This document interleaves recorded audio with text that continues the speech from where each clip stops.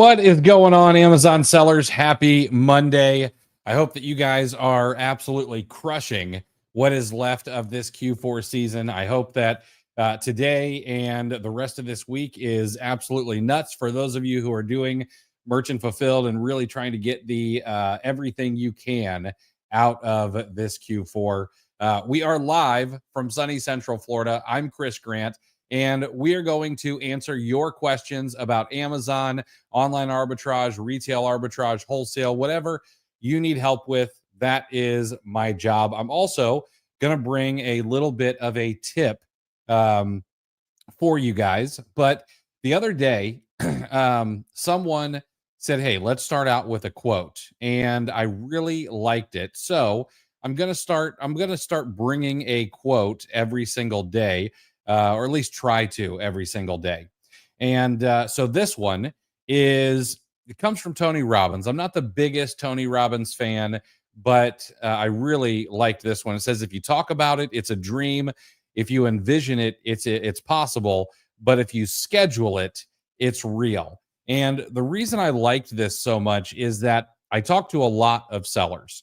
And one of the things that we often dive into is, man, I don't know what I'm going to do to grow. And what I often hear is when I ask the question, how many hours per day are you putting into this business? I will be like, oh, well, whenever I get around to it, when I have some time.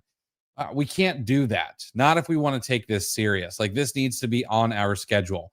And I understand that you're busy. Okay. There's jobs, there's kids, there are responsibilities at home, there is family and friends, and you want to have a life and all of that stuff. But there is probably time somewhere. I'm sure that everyone is watching some football every weekend, or you're catching a hockey game.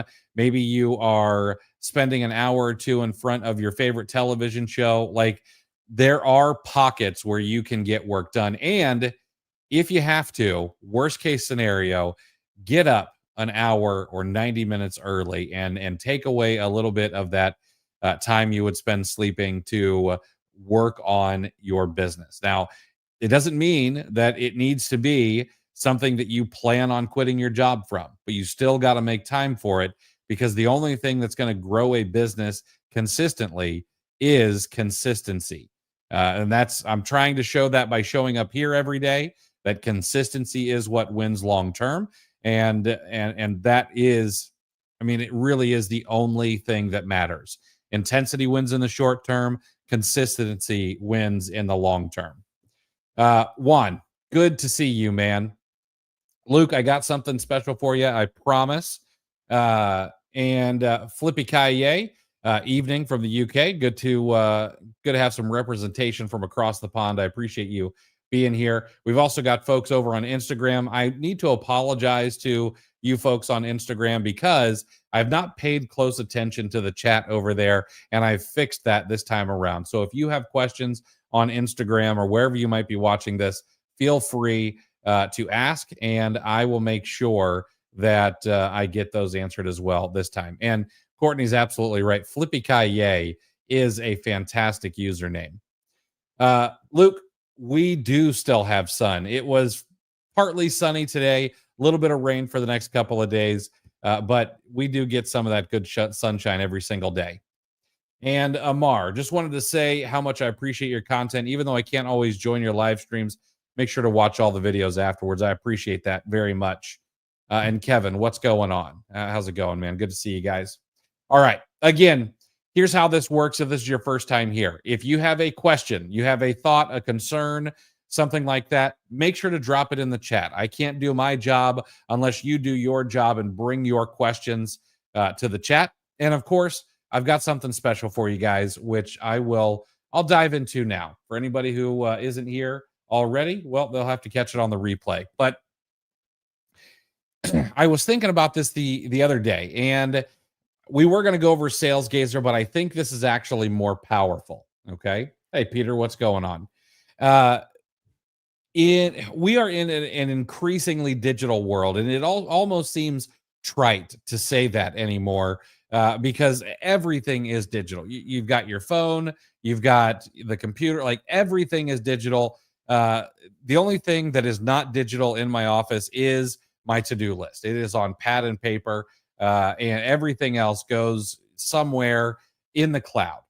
But and that also means that all of the ways that we go finding discounts is also digital. You know that there are coupon code sites. You know that there are coupon code extensions like Coopert and Coupon Birds and Capital One Shopping and all of those things. But something that is old still works. Okay. I tested this out the other day, and I was like, man, I gotta bring this back. But one of the old school methods of getting discounts was actually dealing with couponers. All right. And back then there were, couponing was a much bigger deal when I got started on Amazon. There were even television shows about it.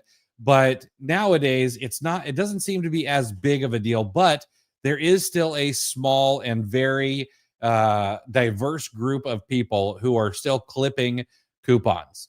Now, here's the thing. They cannot always use these coupons. And so what do they do with them? Well, they sell them. But where would somebody go and sell coupons? Well, number one, you can go look in some Facebook groups, join some couponing Facebook groups. There may be some opportunities there, but the real low hanging fruit is actually eBay. Okay. And let me go ahead and share my screen here and I'll show you. But coupons are all over eBay. As a matter of fact, when I put in the term coupons, there's over 60 pages of coupons that are available right now. Now, of course, some of these are Burger King coupons and coupons that you may never want or use. But I've seen some $75 off 150 Converse coupons. You can see here that I've got 4 Ulta coupons, 2 20% off purchases, and 2 $5 off $10 purchases that can be used in store or online. And we can go over and we can also, if we look in the sold section, we can see that there are 40% off Kohl's coupons, and those show up on a regular basis. And then if we just keep scrolling, like we'll find coupons for a lot of different sites that we might source. Okay. So this is a place where you can go and grab coupons. Now, you're going to need to be a little bit careful because let's say you buy this Ulta coupon right up here. It is $10 for all of these coupons. Now, to recoup your $10 investment, and they will email you the coupon codes and all of that stuff, but to recoup this investment, you would need to spend $50 at 20% off. All right. That would get you $10 off. Now, everything over that is going to be an additional discount on your products. Okay. So if you were to spend $500 at Ulta and you get a 20% off coupon or whatever the limit may be, actually, let's go take a look at this really quick. Your entire purchase just says valid now. Doesn't look like there are any dollar amount limits to it. It just, it even says including fragrance and prestige brands. Okay. So I could spend this on fragrances and prestige brands. All right. So that's good to know. Okay. It would be pretty easy to get some discounts that are worth it over here. And if we go in and take a look at the sold, we'll go look at the sold items here. We can see, okay, well, there's some Shutterfly. Oh, there's a Dunham's sports coupons. Okay. If you had one of those local, if you want to shop online, there's Victoria's Secret. Subway, if you even eat there, that place is not any good any longer. But I saw Kohl's in here a little while back. Let me find it. You can see a bunch of these have sold just today. I saw Kohl's earlier today. Where was it? $25 off Victoria's Secret. Here's a $20 off Chewy. Bear with me just a moment. I know it's in here. Tommy Bahama. Well, let's go ahead and type in type in Kohl's and see what comes up when we actually type in the word here. All right, there we go. So this one, now this expired yesterday. Somebody picked it up for $5, but this was 40% off when you shop. Now, you get these occasionally, all right? But wouldn't it be nice to have these on a regular basis? And this one even says no Kohl's charge card required. Some of them will require Kohl's charge cards, okay? But a nice little 40% off. I'm not sure why that popped up, but easy way to make some profitable inventory by grabbing a coupon code like this.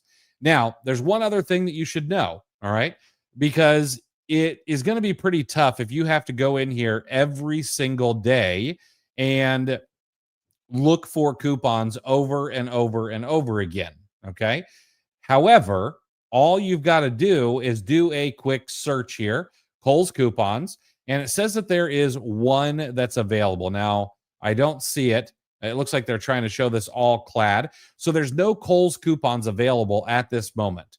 But if I hit save this search, anytime that a new listing for Kohl's coupons shows up, I'm now going to get an email alert for it. So I should be one of the first to know whenever a new Kohl's coupon comes up. And if I could grab one of those 40% off for $5, I'm going to do it. And I should easily be able to turn that into some profitable inventory. Okay. Depending on what the terms of service say and how I could use it, you're going to want to do a little bit of research. All right. You're also going to want to make sure that the expiration dates are not too close so that you'll actually use these. So this is a method that you need to make sure to read the fine print, but this works all the time. And this is something I don't see anybody talking about anymore. This was commonplace when I got started on Amazon and started doing online arbitrage. And anymore, I don't see anybody talking about it. But this is easy, easy money. Okay. So go out, create yourself some alerts in eBay for different stores that you're looking for. Grab the coupon codes when they're available. If they make sense, use them up, and you're protected if something happens. eBay usually takes the side of the buyer in most cases. So if something comes up, you should be able to get your money back. And these should be inexpensive ways to do some tests to try to get discounts where other people are not getting them. All right. They do sell gift cards over here as well. Okay. But I would stay away from discount gift cards on eBay. There are just too many discounted gift card marketplaces that we know do a bang up job of making sure that gift cards are legit. So maybe stay away from the discount gift cards over here. All right. Now, one last tip, okay, is don't forget to go in and look for items that are misspelled. Okay. So it's kind of hard to misspell Kohl's, but I would imagine it could happen. But maybe someone spells it Kole, and you might be able to find something under that. Okay. Now, there are plenty of tools that will help you put in a keyword and then come up with ideas for misspellings. You could also use ChatGPT for that. But go out and look for the misspellings and the weird words and stuff like that when you're looking for these. So hopefully that's helpful. All right. Let me go back and let me answer any questions here for the next few minutes, and then we'll wrap things up. Hey, Paulie, good to see you, man. Doing really well here. Mary Lee Atkins, when will FBM Christmas orders start to tail off? December 21st? My guess is I would say that today or tomorrow are probably going to be like some of the best days for merchant fulfilling. I would imagine that things start to tail off a little bit around Wednesday and Thursday. Friday for sure. Like people know that Friday is really going to be getting close to the last day. Now, Christmas is not until Wednesday. So technically, you could get things out on Saturday if people are willing to pay the shipping. If people are willing to pay the shipping, you could get some things out on Saturday, but I'm not going to go buy, 50 or 100 units of something on Friday, hoping that it moves on Saturday. Hey, Luke, forgot there were coupons like this out there until you sent that email. I bought a coupon on eBay once before I was selling on Amazon. Yeah, absolutely. That is it. Old school is new school, man. Hey, Tony, what's up? Uh, yeah, it's just some old school Amazon stuff. That's all it is. Dank, seeing things like this make me realize just how much knowledge and nuance there is to this. There really is. And the here's one of the things that I wish more Amazon sellers would do is I wish that more Amazon sellers would learn broadly rather than focusing so much on Amazon. Now there is so much to know. Like there is so much to know about selling on Amazon, but if we learn more broadly, it's very likely that we can take something from another domain and stack it onto the skills that we already have and come up with something new, or create ourselves a little bit of a moat that other people aren't thinking of. And it really is there is just a ton of nuance, and I know that I don't know squat, and if I knew more I'd be a heck of a lot better business owner. Hey, Chris, do you think you could show off your Keepa product finder columns and how they're organized? Well, I'll tell you what, I will try to do that tomorrow because I need to go in and I need to actually organize my Keepa product finder columns. I believe that one of my team members got in there and maybe messed things up or moved things around, and it's just not exactly the way that I want it. So I will save that for tomorrow, and then I'll show you what I would like my columns to look like in Keep a Product Finder. Absolutely. Chris misspelled Fuddruckers once and got banned. That's hilarious. Hey, Peyton, this is killer news, man. First 10K month milestone will be reached before the 31st. That is awesome. Listen, I am someone who will cheer anybody on no matter what level they're at. And Peyton, I love to see it when people are hitting their first 10K months. I think that's awesome. And you got a good attitude. I think you're going to go a long way, man. I'm looking forward to what 2025 will bring for you. David, do you have any thoughts on buying lead lists in private Discord groups? I've joined Arbitrage Ops, and I'm considered using their leads list service to help with my sourcing. So I believe that lead lists are a net positive, as long as they're from the right people. Now, there are some lead lists out there that are garbage, and they should not be purchased. But there are a lot of them that are good, and heck, even the bad ones can often be turned around by using the lead list properly. Matter of fact, Chris and I have done a podcast on how to properly use lead lists, because I think your investment can be recouped just about every time you buy one. But I will say that I have seen some of Arbitrage Ops lead lists, and they're solid. I would not hesitate to buy from those folks. Josh, hey, I sent you a DM on Instagram and an email. I need a refund on IP Alert. So let me check my email real quick. Looks like I got an email from you at about 2:52. I typically get back to emails within 24 hours, but no refunds. No, I'm just kidding. I'll get you taken care of. It probably won't be till tomorrow, though. I've got a 6:30 meeting, and I need to have dinner with the family in between this and my 6:30. Hey, Kenny, what's going on, man? I hope you're doing well. Mar, I've seen some sellers complain about being paid every 14 days, but I know you can actually request daily payments. What about you? So there are different setups for different people. There are some people like me who have older accounts, and I have daily payouts with zero reserves. So the minute that I sell something and it ships, I am able to withdraw all of my money, and I can do that once every 24 hours. If I'm doing merchant fulfilled, that means that I could go out and I could buy an item, I can sell it. As soon as I slap a shipping label on it, I am actually eligible to pull my money out. And then I can do that once every 24 hours. There are other people who have daily payouts with a kind of a holdback, shoot, I don't know why I'm losing the word, but with a reserve. And what they're able to do is, yes, they can withdraw payments every day. However, Amazon will hold on to the money from an item that has been shipped until it has been shipped and 7 days after delivery.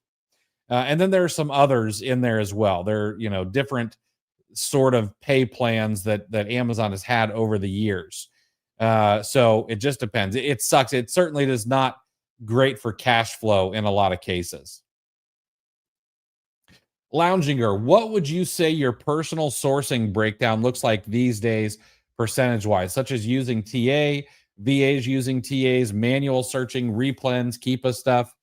VAs is probably 80% these days.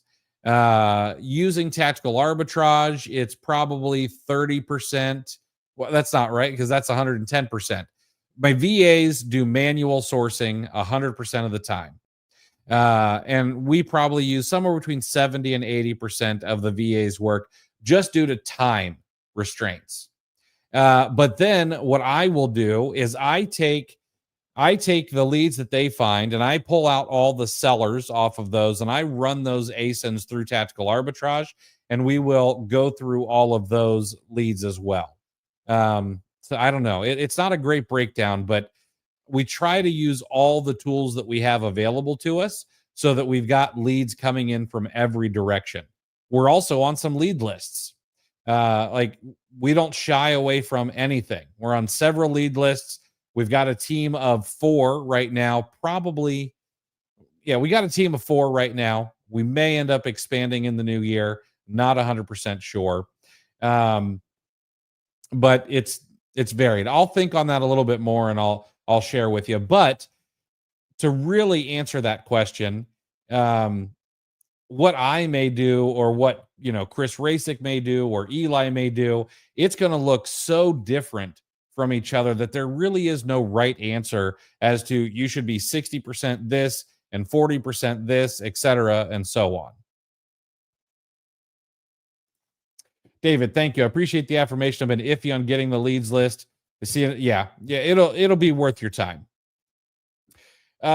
Big T, there are several softwares I used to use to get phone numbers and play on European online poker sites, and I've never heard any Amazon seller mention them. I'll have to try and report back. Yeah, that's interesting. So I used to use multiple phone numbers when I was doing retail arbitrage. And I think I had 6 Meyer MPerk accounts going at one time. And we'd use some of the apps that had, I think like Burner was one of them. But yeah, we would run through MPerks like it was nuts. If you pulled your money out daily and have no reserve, what happens if you get a return? Does it come out of future sales or via your bank account? It comes out of future sales typically, unless you don't have enough money in there when you get to your next disbursement period, and then it will come out of your bank account. Curious, you don't train VAs to run TA themselves. Did it go poorly in the past? No, I've trained VAs to run tactical arbitrage, and I don't mind it, but I still like to be hands-on. And if it's, might as well not let TA sit there, so I might as well run some things myself if we're working different schedules. But I have one of my VAs that know how to do it. The other ones I typically have either go through results or do manual sourcing. David, I got a returned product from a customer, but it was not the customer I sold them FBM.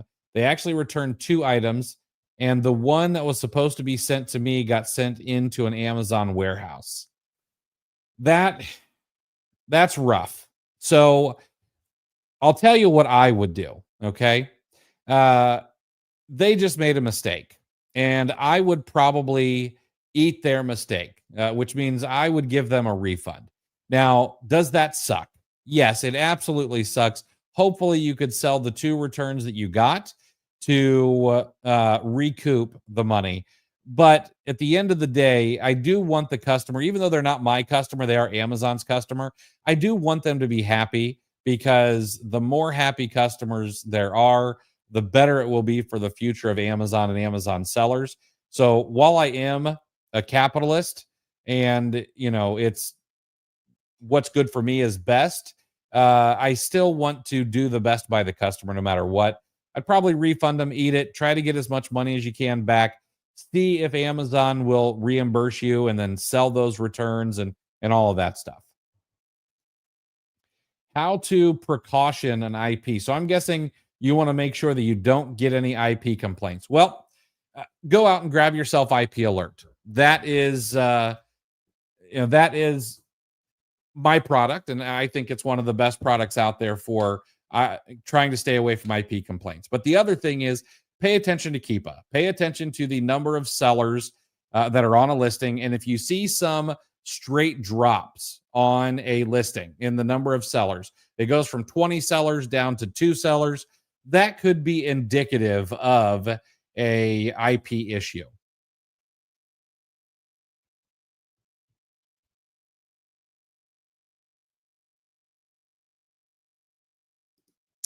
Chris says whatever his percentages happen to be, he needs to increase Storefront Stalker Pro percentage. Yeah, you know what? I logged into Storefront Stalker Pro this morning, and it's amazing how fast I was able to find a product. Like there is a lot of money there. I forgot about M Perks. We only had 5 Moto phones running. Yeah, dude, M Perks was great. I miss Meyer. Meyer was my favorite store when I lived in Ohio. Sometimes I've noticed that some of the leads on these lists don't make sense. So, and either the profit margins aren't there or the data feels off. Some leads only seem good if the price goes high for a week or so. Why does this happen, and how can you evaluate lead lists more effectively?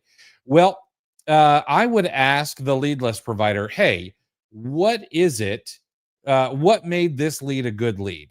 Because listen, sometimes leads on a lead list are not going to be good. And sometimes lead lists, especially if you buy a cheap one, they're just going to suck. That's just the way it is. Okay. And people maybe like I bought a lead list one time, and it was a grocery lead list. It was a one-off lead list, and everything on the lead list had like a 400,000 sales rank. And I just straight up told the guy, I'm like, hey, listen, I'm like, these leads are horrible. There's obvious that these are not selling well. And they're like, oh, well, they don't sell frequently, but they're still profitable.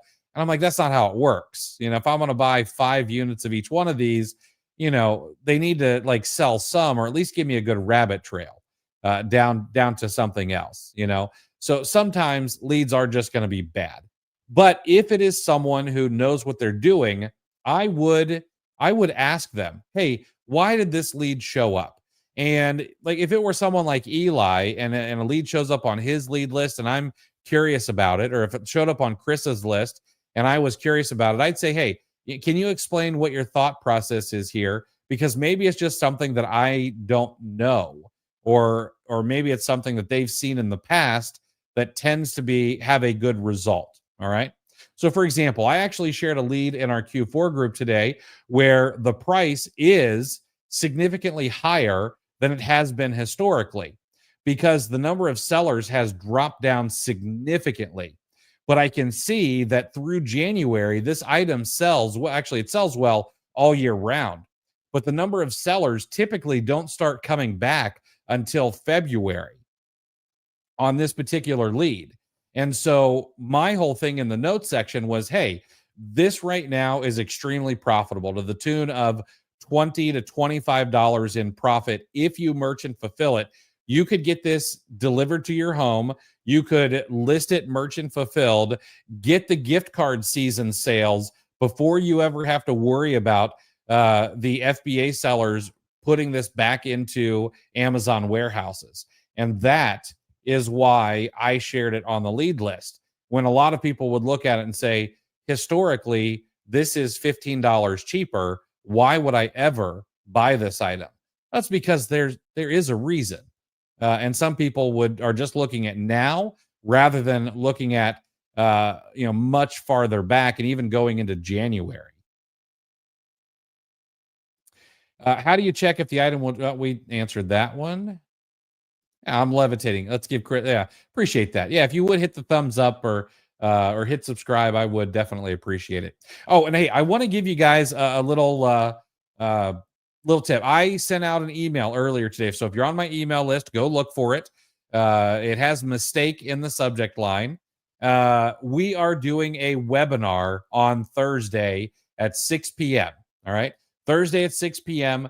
Going to do a webinar. I'm going to walk everyone through exactly how we and others have been beating Section 3s quickly. All right. We had someone speed run a Section 3 the other day in like 4.5 days using the methods that we have taught in our podcast. And so I'm going to actually show everybody all of my documentation. I'm going to redact a few things so nobody can go out and find what I'm selling. But I'm going to show everything so that you guys can see it, and then answer all of your questions about Section 3. So if you're on my email list, go and register for that webinar. If you're not on my email list, I'll make sure that tomorrow it's in the video description for the live. So come back tomorrow. Jeff, do the constant new restrictions on arbitrage items temper the number of units purchased? So for me, no. And let me explain. Okay. We have been, Chris calls it being a perpetual test buyer forever. Okay. I have never been someone who goes out and buys hundreds of units of products unless those products are already selling and I have evidence that I should be able to safely buy a couple hundred units without there being too much risk. All right. Matter of fact, I could say that there have probably been less than 10 products where we've ever purchased 100 units. Maybe some more where we've purchased 50. And I would say not very many where we've ever purchased like two, maybe one where we've purchased 200 units of something. We are a perpetual test buyer, and I'd rather replenish than overbuy. Now, this does a couple of things for me. It allows us to build a wide catalog rather than a deep catalog. When something does go down or when the price tanks on something, sure, that's a loss, and we're going to try to recoup as much as we can. But we've got the other 90% of our catalog of our ETF, our Amazon portfolio, picking up the slack. Okay, and that's why restrictions don't worry me, because we're never too deep in one particular brand. We're never too deep in one particular product where we're going to be stuck with $10, $20, $30, $50,000 worth of inventory if something goes down. I'm finding, Jay Tyndall, I'm finding brands that will let me sell, but nothing profitable yet. Also, Amazon is monopolizing the items like Quest protein bars. So if Amazon's on the listing, it's very likely that you can also sell on the listing. Look for movement in the number of sellers. It may not sell as fast as you want it to, but it's very likely that other sellers are getting some sales. So what I would do is, if you see movement in the number of sellers and Amazon is on the listing, test 3 or 5 units and see what happens. That shouldn't be enough that it's going to wreck your sourcing for any other products, and it will give you some data that is actually useful. I'm levitating. Chris, I'm seeing success on a couple of toys and made a new order to be shipped to Amazon this week. I hope it's not too late to sell them after the holidays, but I made sure they sell well during the year. Yeah, it's not too late. Q4 really does not end until January 15th. Okay. We're gonna have a little bit of a lull, okay, in the sales bonanza. But then right around December 25, I'd say 3-4 o'clock in the afternoon, you're going to see sales start ticking up. And then we go right into gift card season. So I don't think you'll have a problem. Hey, Chris, as a successful seller yourself, I was wondering if you personally have any aspirations to scale beyond Amazon, or what your dreams or goals are currently. This is a great question. I appreciate you asking. To be honest, we are in a season of scaling the Amazon business back up. And we allowed it to get much smaller over the years while I focused on things that I really enjoy, like teaching, creating courses, creating email content, the podcast, all of that. But we're in a season of scaling back up. However, my dream has always been to be someone who owns a multitude of businesses. Uh, the fancy term these days is to basically have a holding company. And honestly, I want to own a gas station or two. It's been a dream of mine for years and years and years. I've always wanted to own a an oil change place. I used to want to own Subway franchises when they were actually profitable. A matter of fact, almost bought myself a Blimpies one time for 5 grand, but I would have had to take out loans, and I just didn't have the faith in myself to keep it going, so I never did.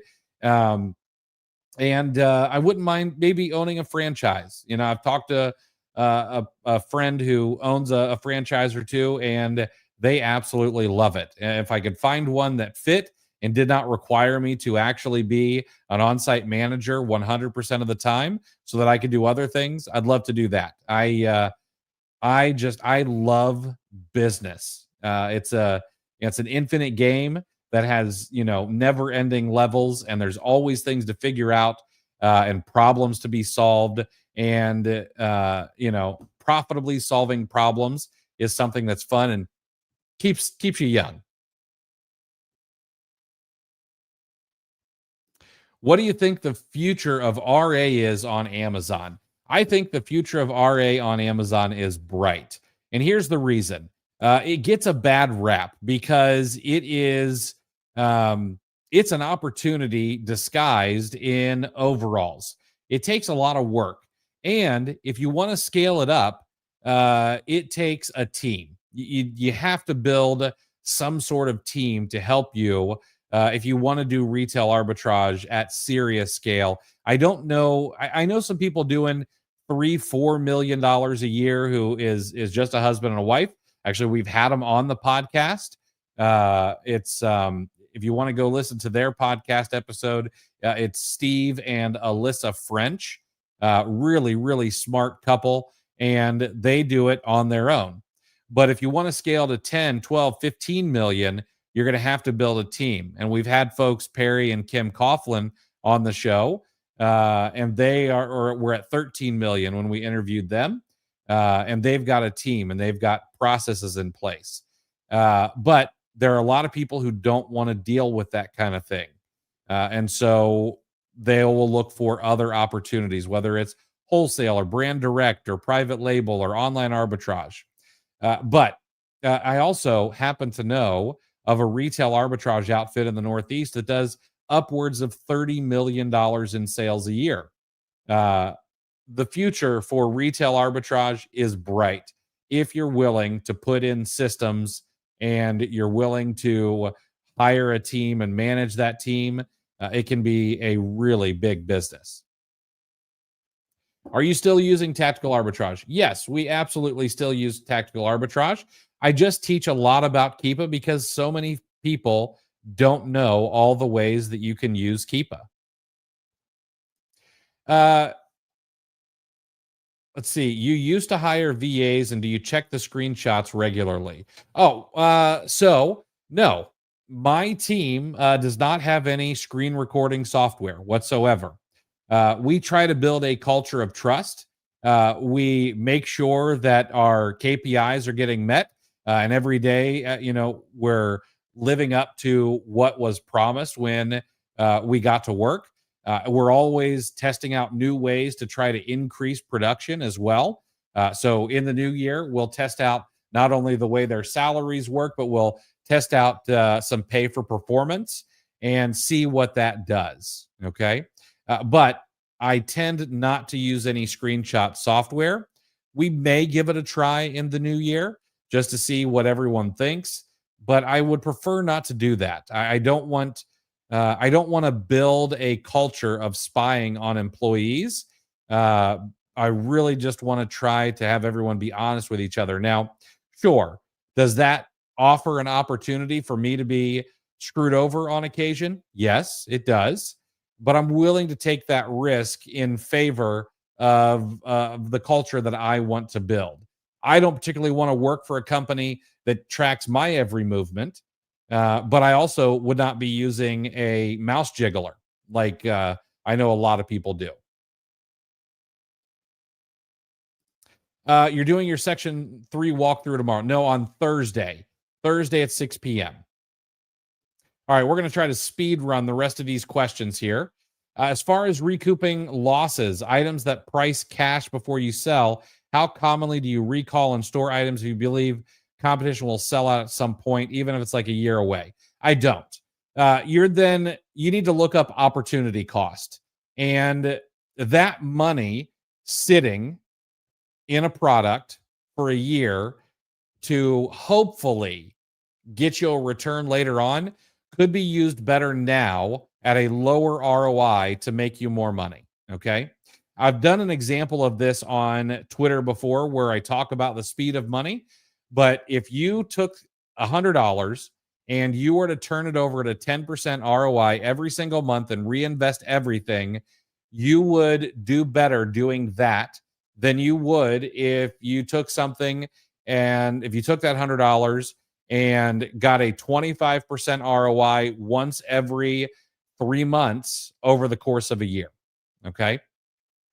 So unless it's an actual plan, like investing in some Lego sets, I have invested in a couple of Lego sets because I'm curious about it and I want to verify that it works, which I know I've got friends who do it and do very well at it, but I'm dipping my toes in the water. Okay. But that's money that I've got that I know can be set aside for a while. It's not something I'm not taking out of my sourcing budget for those items. I actually took out of my savings for those because it's what it is. It's an alternative investment vehicle. All right. I would not save regular products thinking they're going to come back in a year. I would sell through, I'd get that capital back, and I would work on turning it over at a profit at a faster rate. What ways do you get around sites blocking you? Different addresses, VPNs, different email addresses, PayPal checkout, Apple Pay checkout, having a friend order for you if you know how to do it properly. There's a lot of different things that you can try using privacy cards, all kinds of stuff. I once knew a guy whose family made millions from being the top distributor in the plastic wrap that goes over dry cleaning.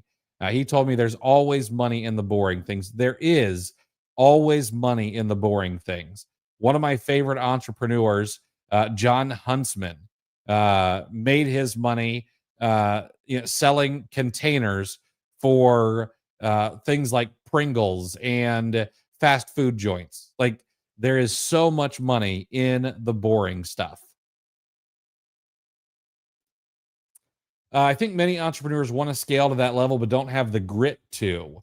What do you think you need to do to reach those goals? Are you making your way there already? The only thing that I'm missing, in my opinion, is a little bit more self-confidence. I think I could be a pretty good operator. But other than that, I do worry that I don't have the bandwidth or the mental capacity to run more operations. But I don't think any business is really that difficult. I think most business is simple, not necessarily easy, and we tend to overcomplicate a lot. I mean, we're not doing rocket surgery, on selling gasoline or slinging sandwiches or anything else. And yeah, HVAC, plumbing, absolutely. Service businesses are beautiful. And Chris is absolutely right. The work involved with RA is a permanent moat. Get rich quick Chads don't want to do it. If I buy items from a small store that only provide receipts with prices but no UPC codes instead of invoices, I would try not to do that. They need to have some sort of SKU or something on the receipt that you can match up to a picture of the product. Like a TJ Maxx, a Marshalls, they've got SKUs on the receipt. You need something a little bit more than just, a tape out of an old, cash register. Can you put FBM on vacation mode? Yes, absolutely. Absolutely can. Corey, you've been putting work in doing these Q&As every single day, man. I appreciate it. Thank you. I appreciate that, man. Wins the VA training challenge? I don't know about that. I'm not sure I'm smart enough to run one of those. All right. Last question here, and we're going to wrap this up. Have you ever heard of being able to bypass FBA shipping by dropping off your package at the nearest Amazon warehouse? I just had one open up for me down the road. Imagine the savings. Yeah, absolutely. It would be killer savings. You are not going to be able to bypass FBA shipping and say, hey, I really want my stuff to go here. In the past, would you have been able to do that? Maybe by, well, no, not even with premium placement. You would not have been able to do that. The only thing you could do is if you had a shipment that was scheduled to be delivered there, you might be able to make an appointment and show up with your packages. I've heard of it happening once or twice, but not enough for me to say, yeah, that's absolutely doable. All right. All right. All right. We have got that Section 3 webinar on Thursday. I sent an email out about it today. You can register there. If you are not on my email list, I'll be sharing it on Twitter, Instagram, Facebook, and I'll make sure that it's at the bottom of the live tomorrow at 5:30. But we are over time. I got to head out. I hope you guys have a great evening and crush the rest of Q4. We'll see you guys tomorrow at 5:30.